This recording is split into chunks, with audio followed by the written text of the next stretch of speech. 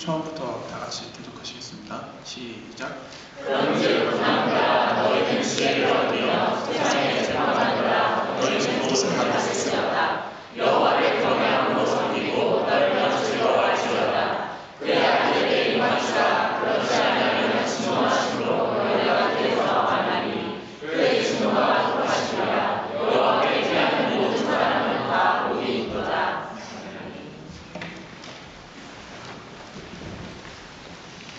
예, 오늘은 지난주에 이어서 Be wise, 지혜를 얻으라라는 제목을 가지고 말씀을 나누도록 하겠습니다.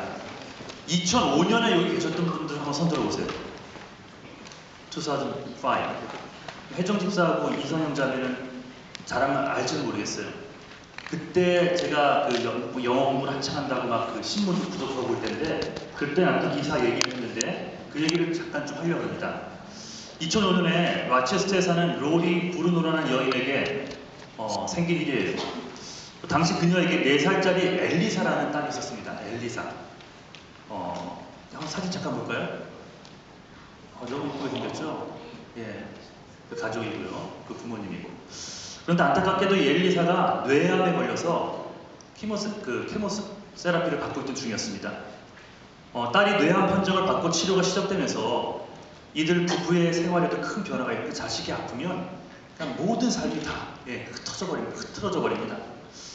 먼저 아파하는 그 딸을 보면서 안타까운 그 하루하루를 보내야만 했고 자식이 아픈 것을 매일매일 보면서 지내야 됐고 또 쌓여가는 병원 치료비도 그들 삶을 죄어오기 시작합니다. 이 재정적인 문제 때문에 24시간 딸 옆에서 간호도 못하고 계속 일을 해야 됐어요. 그러던 중에 엘리사의 엄마가 근무하는 이 몬로 카운티 칠드런 센터에 귀한 선물이 도착을 했습니다. 직장 동료들이, 같은 회사의 그 직장 동료들이 자신들의 유급 휴가 기간을 모아서 도네이션 하는 겁니다. 아시겠어요? 무슨 말인지? 그 유급 휴가가 뭔지 아시죠? 내가 휴가를 받고 한 2주를 쉬어도 그 2주 동안 월급이 나오는 거예요. 근데 그 유급 휴가 시간들을 다 모아가지고 그 엄마, 엘리사 엄마에게 준 것입니다. 자그마치 160일간의 유급 휴가를 얻었어요. 그러니까 160일간 회사를 안 나가도 160일에 해당되는 그 월급을 받게 되는 겁니다. 근데 너무나 훈훈한 이야기. 물론 엘리사를 완쾌되는 데까지 160일이라는 시간은 부족할지 모르겠습니다. 하지만 암과 이 투병하는 아이 곁에 5달 이상 넘짓 계속해서 머물러 줄 수 있게 된 것은 그녀에게나 엘리사에게 너무나 큰 선물이 아닐 수 없었습니다. 유급 휴가 이것 외에도 직장 동료들이 돈을 모아서 망부를 만들어서 전달했다고 합니다. 그러니까 이 사실을 전해들은 이름 모를 많은 사람들이 격려 편지를 하고 남몰래 익명으로 그 물질을 보내기도 하고 이런 일들이 벌어졌어요. 그래서 이야기가 어떻게 됐나 궁금했습니다. 저는 설교를 하면서 예화 같은 걸 적어놓은 게 있어서 그걸 찾는데 한번 이 예화를 보면서 이야기가 어떻게 됐나 궁금하잖아요. 찾아봤더니 2006년 다음에 사투 끝에 죽었다고 합니다. 하나님 부름을 받았어요.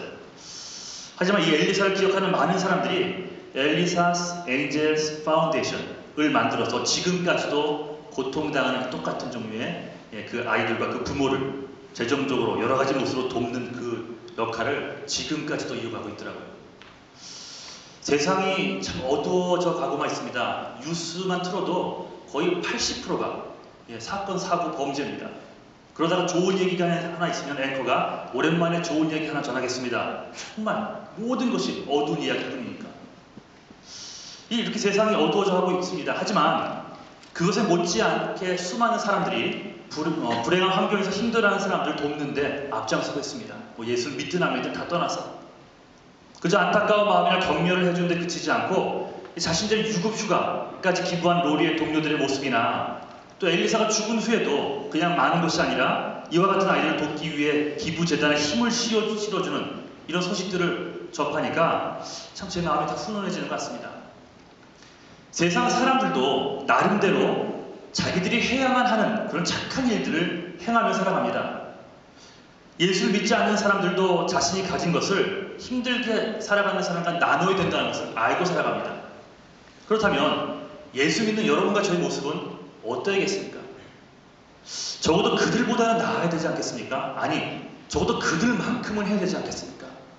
항상 내 삶, 내 자식, 내 앞날, 내 감정 이것만 걱정했지 정작 예수를 믿는다고 하는 그 생명을 전한다고 하는 여러분에게 과연 주위를 돌아보고 우리 돕고 싶은 그런 마음들이 생겼었는지 한번 돌아보면 좋을 것 같습니다.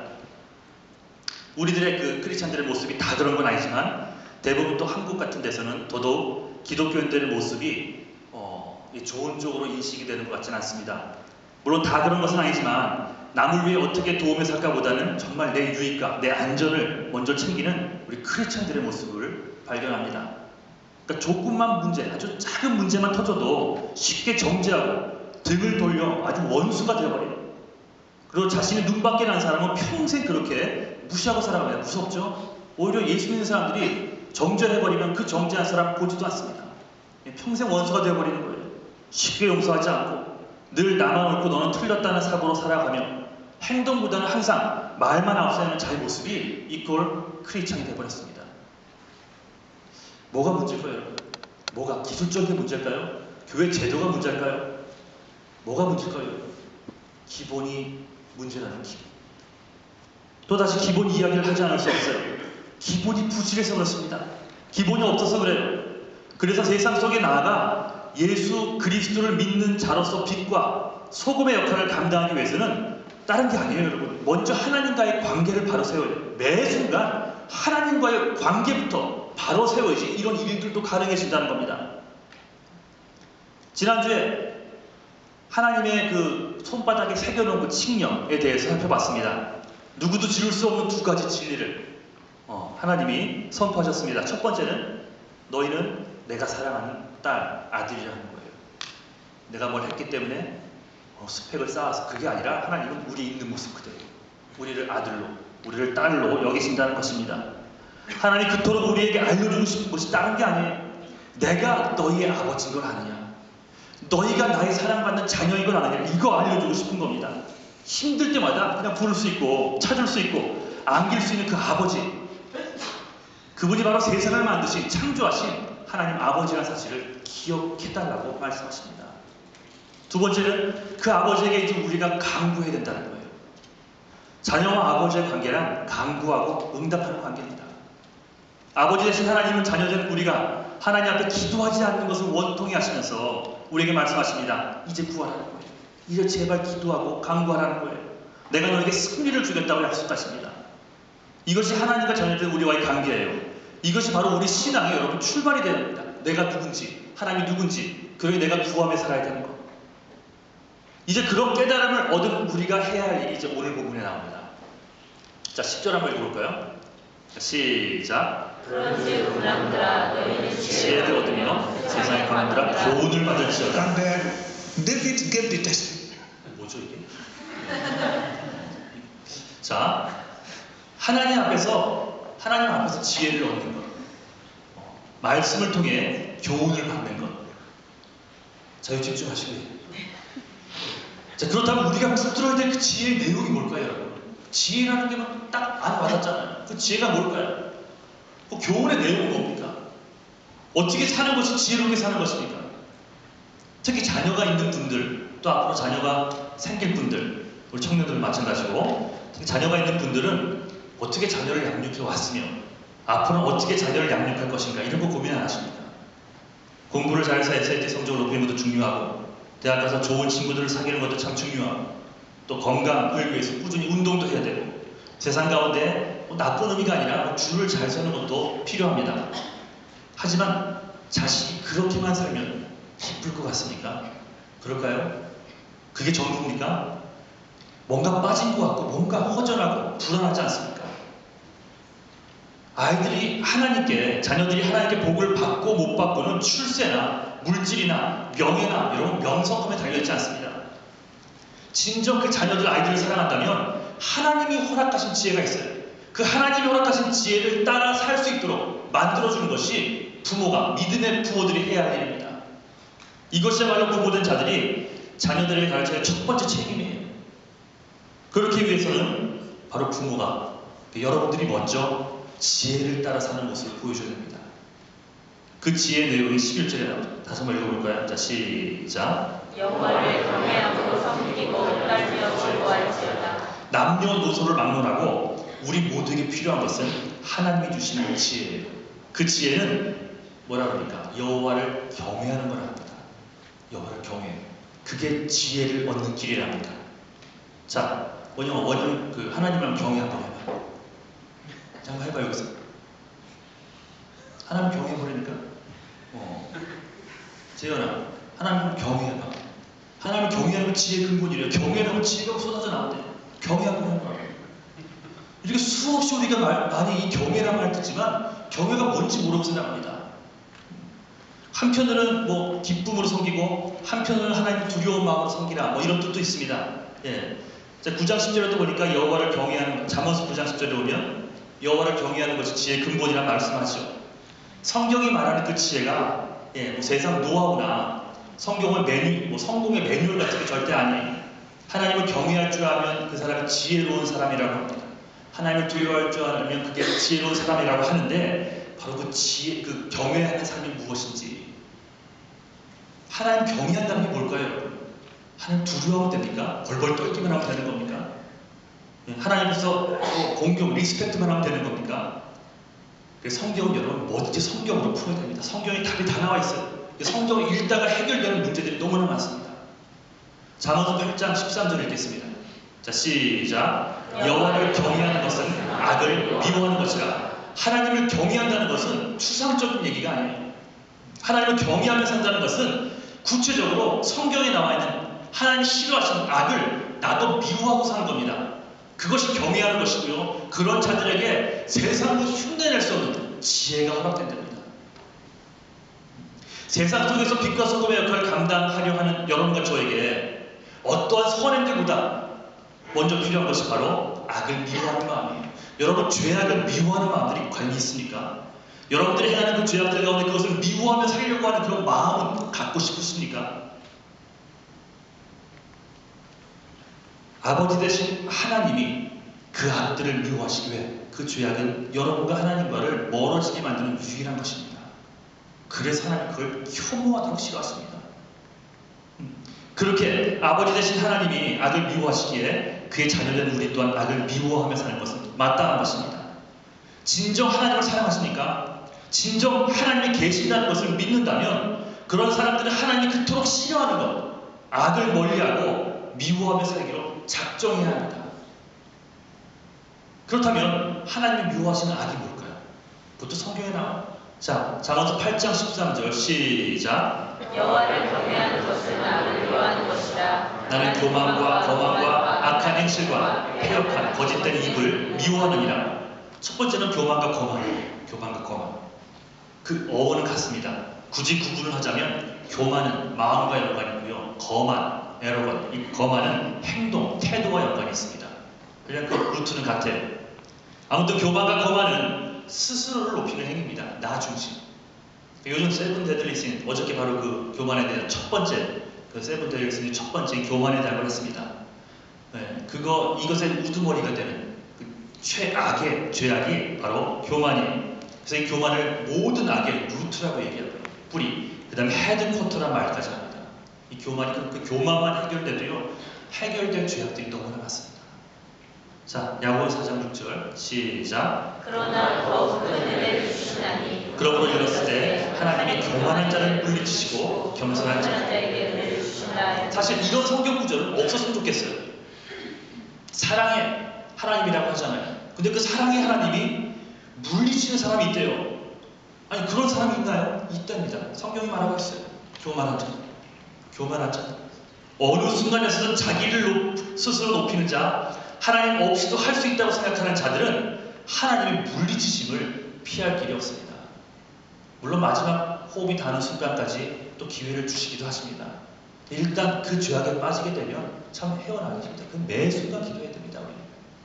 그렇기 때문에 영광의 자리에 올랐을 때, 뭔가 우리가 성공을 이뤘을 때, 뭔가 칭찬을 받을 때, 그때야말로 하나님 앞에 더 겸비하게 무릎 꿇고 내가 하나님 영광을 가르쳐주지 않았는지. 그 사도 바울이 그러잖아요. 내가 기도하는 것은 내가 열심히 쓰임 받았다가 버림받을까 두려우노라.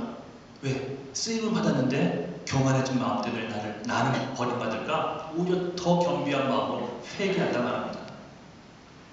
그게 첫 번째 악의 종류. 두 번째는 뭡니까? 하나님 싫어하는 패역한 입에. 이게 뭐예요? 거짓말입니다. 거짓말. 정직은 하나님의 성품 중 하나예요. 1대1 할 때 하나님의 속성을 하게 되는데 그 중에 하나가 우리가 닮을 수 있는 속성 중에 하나가 성실. 이게 다시 말하면 정직입니다. 그렇게 하나님은 정직한 자를 찾으십니다. 하지만 거짓으로 가득 차 있고 진실되지 못한 자는 정말 엄청난 능력이 있어도 절대 하나님이 안 쓰는 거 아십니까? 안 써요. 하나님이. 기술적으로 성공을 할지 몰라도 하나님 그 자리에 임재하지 않으십니다. 못하십니다. 능력이 있고 없고의 문제가 아니라는 거예요. 하나님은 동력자를 찾으십니다. 정직은 하나님의 동력자가 가져야 될 첫 번째 성품이에요. 어떤 능력, 그건 나에게 주어진 위치에서 최선을 다해 공부하며 살아가는 건 필요합니다. 하지만 하나님의 일을 이루는데 내 능력이 필요한 게 아니에요. 하나님은 사람을 통해서 역사하시는데 어떤 사람? 정직한 자를 찾으십니다. 그래서 잠언서 2장 7절을 한번 읽어볼까요? 시작. 그는 정직한 자를 위하여 완전한 지혜를 있게 하시니 자, 그다음 3장 시작. 대저 패역한 자는 여호와의 미워하심을 입었거니와 정직한 자에게는 그의 공평하심이. 자, 정직한 자를 위해서 완전한 지혜. 완전한 지혜를 정직한 자들을 위해 예배해 주셨대요. 정직만 해도 받는 지혜들, 깨달아지는 지혜들이 있다는 겁니다.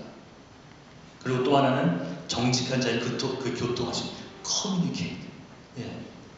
커뮤니케이트 한다는 말이 너무나 좋은 말 아닙니까? 그렇죠? 이경화 집사님, 우리 이영대 집사님하고 싸우신 거 아니죠? 멀리 떨어져 있는 거니까. 예, 그런 거 아니죠? 예. 두 분 사랑하십니까? 사랑하시죠? 그 이영대 성도님이 누구랑 제일 커뮤니케이트를 잘할까요? 그렇죠? 집사님이죠? 만약에 이영대 집사님이 다른 분하고 막 좋은 뜻에서 싸우는 커뮤니케이트 하는데 그 커뮤니케이트 시간이나 그 질의 그 퀄리티 이런 것들이 이경화 성도님을 대한 집사님을 대하는 태도보다 더 많다고 문제가 되는 거죠. 하나님께서 여러분 한 사람 한 사람과 정직한 그 자들과 이렇게 커뮤니케이트 해준대요. 아무리 그 사람이 나에게 잘해도 그 사람을 가장 커뮤니케이트 잘하는 사람은 남편과 아내여야 합니다. 하나님이 우리에게 신부를 하시고 하나님 신랑을 하십니다. 정직한 자들에게 이거 하고 싶으신 거예요. 네. 주고받고 대화하고 야단도 하고 회복도 되고 이런 것들을 하고 싶어 하시는 거예요. 정직한 자들에게 주는 축복이에요. 그 약하면 약한 대로 모자라면 모자란 대로 여러분 정직하십시오. 남들이 다 해도 그래서 나만 바보같이 손해보는 것 같아도 그게 하나님 뜻 안에서 아니면 여러분 하지 마십시오. 우리를 위해 생명까지 내어주신 예수 그리스도께서 우리에게 원하는 건 다른 게 아니에요. 예수님은 우리에게 실력을 요구하시는 것이 아니라 정직할 수 있겠니? 너 있는 모습 그대로 나올 수 있겠니? 이거 원하십니다. 거짓으로 꾸며지는 모습이 아니라 있는 모습 그대로 죄인된 모습 그대로 십자가 앞에 예수 그리스도 앞에 나가는 여러분 되시기를 주님의 간절히 축원합니다. 또 어떤 게 있었죠? 아까 기억나세요? 뭐 여러 가지 것들이 있는데 잠언서에도 이런 말씀이 나옵니다. 6장 16절 19절을 보면 한번 읽어볼까요? 자, 시작. 여호와의 미워하시는 것 그 마음에 싫어하시는 것이 육체라지니 곧 교만한 것과 거짓된 것과 무지한 자의 기름 흘린 손과 악한 베개를 꾀하는 마음과 빨리 알고 달려가는 발과 거짓하는 망령된 증인 형제 사이를 이간하는 자니라. 여기 보면 교만, 거만이 다 들어가 있고요. 그 다음에 망령되이 함부로 얘기하는 거짓된 패역하기 다 들어가 있고요. 그 끝에 형제 사이를 이간하는 거예요. 여러분이 남에 대해서 함부로 얘기하는 것은 그래서 하나님이 그토록 싫어하는 겁니다. 남의 얘기는요, 그 사실이 맞아도 내가 뭐 틀린 말 했어? 그렇게 말하지 마시고 하지 마십시오. 예수 믿는 자들은 적어도 그래야 됩니다. 압니다. 그래서 기도 제목으로 뭐 리더나 목사님, 담임 목사님 와서 얘기하는 건 괜찮지만 여러분들이 수군거려서 그 소문이 퍼져나가 그 사람이 그걸 듣게 된다면 그게 여러분의 생각해보세요. 관계를 다 깨져버리는 거예요. 다 깨져버리는 거예요. 내 말 한마디로 형제나 자매 사이를 갈라놓게 된다면 그 또한 하나님 앞에 치명적인 죄가 된다는 거예요. 하나님이 싫어하시는 죄가 된다는 것입니다. 예수님도 직접적으로 이런 것은 악한 행동들이라고 말씀하신 부분들이 참 많습니다. 장로들의 유전에 따라 손을 씻지 않고 음식을 먹는 제자들을 정죄하고 있는 바리새인들을 향해 하시는 말씀이에요. 자, 마태복음 15장 17절 19절 시작. 입으로 들어가는 모든 것은 배부러워서 배고파서 거짓말이라. 입에서 나오는 것들은 마음에서 나오나니 이것이야말로 사람을 더럽게 하느니라. 마음에서 나오는 것은 악한 생각과 살인과 간음, 음란, 도적질, 거짓 증거, 회방이니. 자, 잘 기억하세요. 여기에 있는 죄악들에서 자유로울 사람이 누가 있습니까? 오늘 큐티 내용도 보니까 죄 없는 자가 가늠하다 현장에 잡혀는 그 여자를 치하시잖아요. 다 떠납니다. 돌을 들고 왔던 그 모든 사람들이, 그 지도자들이 왜? 죄가 없지 않거든요. 다 놓고 도망갑니다. 여기서 이런 죄에서 자유로울 만큼 고개 뻣뻣이 들고 살아갈 사람이 있습니까? 악한 생각을 하나도 안 하고 살아갑니까? 누군가가 잘못되기를 바라는 마음 가져본 적 없나요, 여러분? 그냥 내가 내 입술로 그 나쁜 거니까 하진 않아도요. 누군가가 잘못됐을 때 그 소식을 들었을 때 쾌감, 아싸 하는 그런 말 없습니까? 그런 마음 없습니까? 내가 저주하지 못하고 내가 해코지 못해도 누군가가 그 사람에게 해코지라고 그 사람 나쁜 말을 해주면 속으로 쾌감 느낀 적 없어요, 여러분? 재현이 없니? 분명히 있을 거예요. 여러분은 1학년들, 특별히 여러분들이 다 1학년이었을 때 제가 받았던 기도노트를 지금 3권, 4권 이내는 다 펴보잖아요. 1학년 때 공통적으로 했던 기도 제목들이 뭔지 아세요? 1위가 용서하지 못할 사람이 있어. 아니 얼마나 인생을 살았길래 1학년 오자마자 정말 평생에 이런 사람 처음이에요. 하면서 여기 이름 얘기를 안 했는데 이 사람만큼은 용서 못해요. 그 기도 제목이 너무 많아요. 그러니까 그런 사람들이 잘못됐을 때 막 속으로 막 내심 잘됐다 뭐 이런 마음 가져본 적 없나요? 또 살인. 예수님은 남을 미워하는 마음도 살인이라고 하셨죠. 미워한 적은 한 번도 없나요? 원망이나 섭섭한 마음, 시기심, 이건 모두 미워함이 살인에 해당된다고 하면 없었습니까, 여러분?